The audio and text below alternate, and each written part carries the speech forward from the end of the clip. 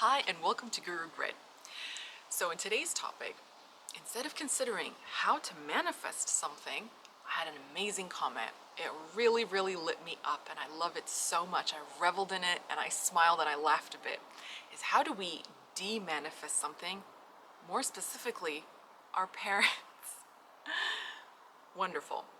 So as we know, time is speeding up, the world is waking up, and more people are coming into this realization of the ultimate truth. And they spend so many years trying to perfect being powerful creators and powerful manifestors, and they're thinking of all sorts of ways to do it and get it done. And then they get it done. And then when they get it done, everything they've been wanting for 10, 20, 30, 40 years starts pouring into their life at such a rate and such intensity that they're like, man, forget asking Guru Grit about how to manifest something. How do I get rid of something? It's pretty much the same, but it's a shift in focus. So here goes.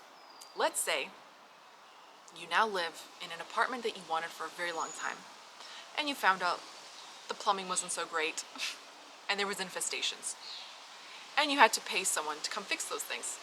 So you had to get a roommate because you needed to be able to afford it, but now you don't like living with that person. So how do you de-manifest that situation?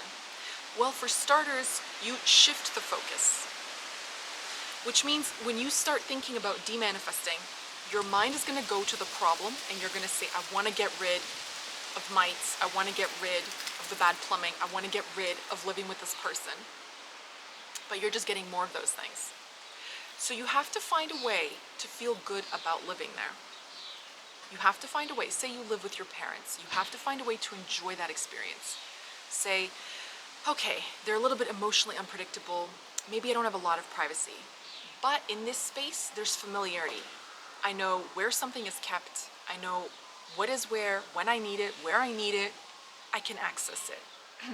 What I have is mine. I've got a place to feel relief at the end of the day, to rest my head on this pillow. However insignificant, just look for relief. Just say, oh, you know what? Every morning I wake up, I hear fighting. It's always this, there's always a problem, there's always a drama. It's always this, just pause and say, okay, but you know what? I get to leave my wallet and my passport in a place and I don't have to worry about someone coming in here and taking it. Or I always know there's orange juice in the fridge. You think because it's an insignificant example, it's not gonna lead you to your de-manifestation, but it is. By finding ways to appreciate where you now live and who you now live with is what's going to set up the foundation for you to step out and live with someone else, live somewhere else, live on your own, improve the standard of your home. If you were to suddenly have a knee-jerk reaction and leave, I'm not talking about case of emergency and tolerating horrible abuse and any of that, okay? I'm talking about a gentle transition. If you were to have a knee-jerk reaction and take off, you take off with the same energy of running from something. So you're gonna run into something that makes you feel like you have to run from something. You see this in relationships and jobs. Personally, I can't tell you how many jobs I've had. I just had to get out. I couldn't stand it. My boss was a bully. I was overworked. I was underpaid. I was underappreciated. I was like, this is nonsense. I'm out of here. But this job sounds great. And I go to that job, but I bring me with me, and I'm still me. And guess what? It could be 2 weeks, it could be 2 months. But before you know it, the boss is a bully. People are really mean. This is horrible. I work too hard. I don't make enough. So, wherever you go, you take yourself with you.